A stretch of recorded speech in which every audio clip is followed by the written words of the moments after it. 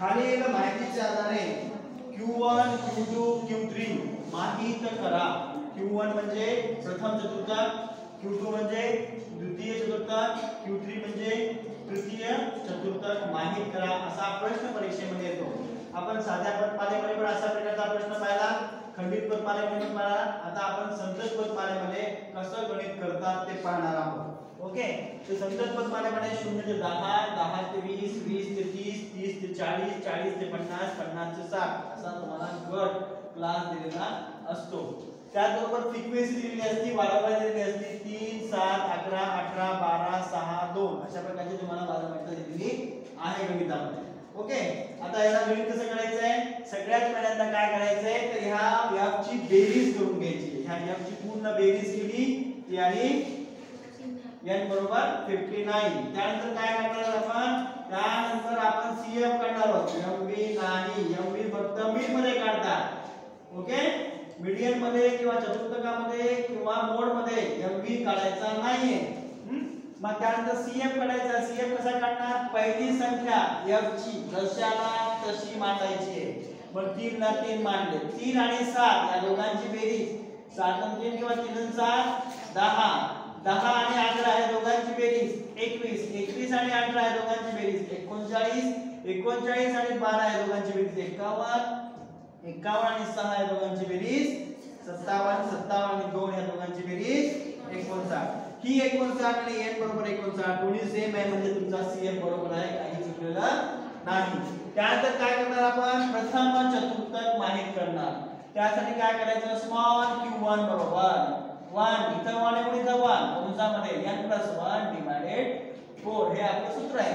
मग small q1 1 ला पण n बरोबर किती आलाय?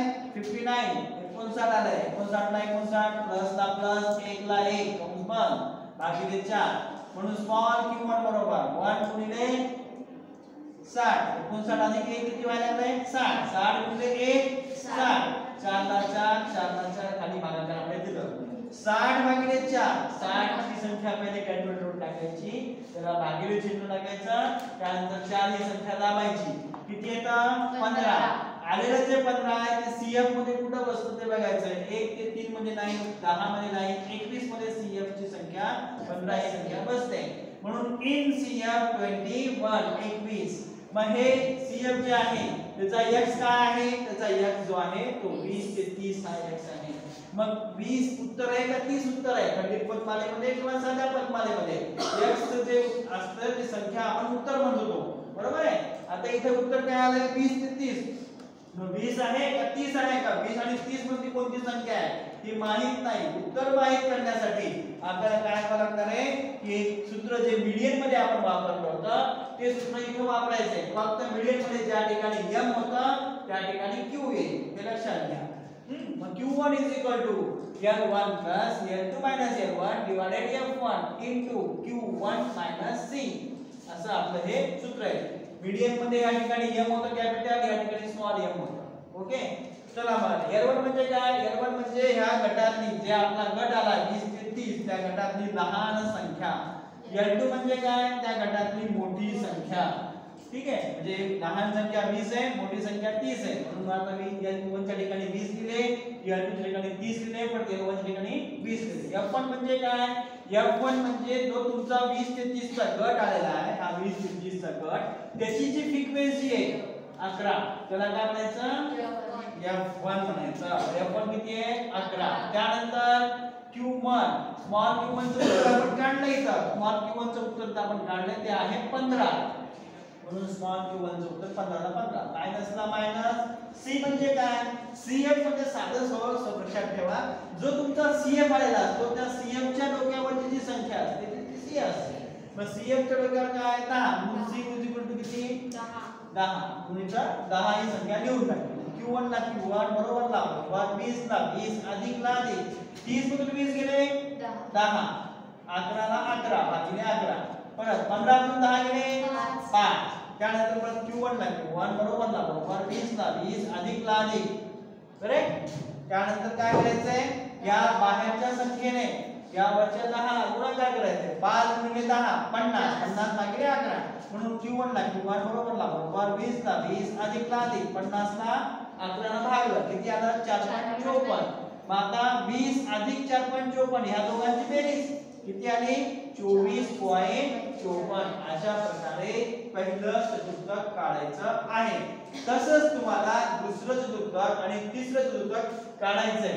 कसं काढणार बघा आता चला दुसरं चतुर्थक कसं काढणार Q2 बरोबर 2n डिवाइडेड 4 Q2 बरोबर 2 59 प्लस 1 डिवाइडेड 4 Q2 बरोबर 2 7 भागिले 4 Q2 बरोबर 120 भागिले 4 Q2 बरोबर 30 3 CM किती 39 मध्ये बसतात CM म्हणून क्लास 30 to 40 हा आपला क्लास आला.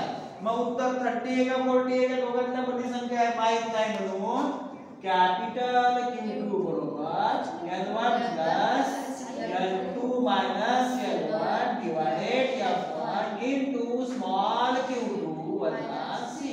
स्मॉल q पे त्या ठिकाणी स्मॉल q1 होतं. ठीक आहे म्हणून Q2 बरोबर L1 किती आहे 30 चला अधिक L2 किती आहे 40 वजा 30 F1 30 ते 40 च्या गटाची फ्रिक्वेन्सी वारंवारता F ची संख्या किती आहे 30 ते 40 च्या गटाची किती हा मग सांगा ना काय व्हायला स्मॉल q2 किती आलाय 30 वजा C 21 चला चला Q2 बरोबर 30 अधिक 10 40 मधून 30 गेले 10 18 20 मधून 21 गेले 9 Q2 बरोबर 30 अधिक 9 गुणिले 10 90 भागिले 18 चला Q2 बरोबर 30 अधिक 5 म्हणून Q2 बरोबर 35 Q2 ची किंमत 35 आहे. 30 ते 40 च्या गटात बसायची का 35 संख्या बसते म्हणजे या ठिकाणी आपला Q2 बरोबर आहे. जसा Q2 काढलाय तसा आता Q3 काढायचा आहे.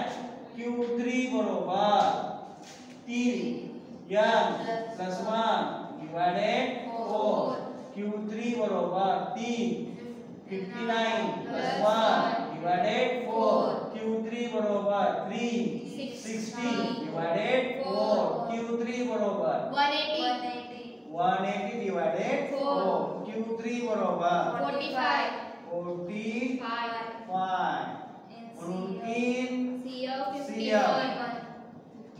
51 म्हणून क्लास किती आला 42 50. आता 40 उत्तर आहे का 50 आहे माहित नाही.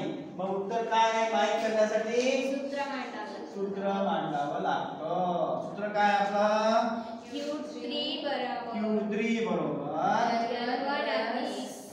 L1 plus L2 minus L1 into Q3 minus C.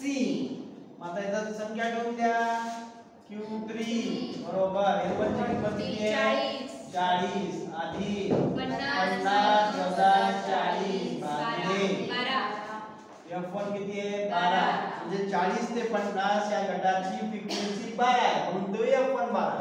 त्यानंतर Q3 किती आली आपली 45 आणि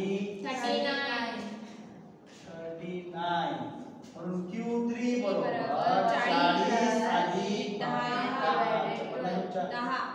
आणि 12 6 चला ठीक आहे किंवा कंसात ठेवा काय प्रॉब्लेम.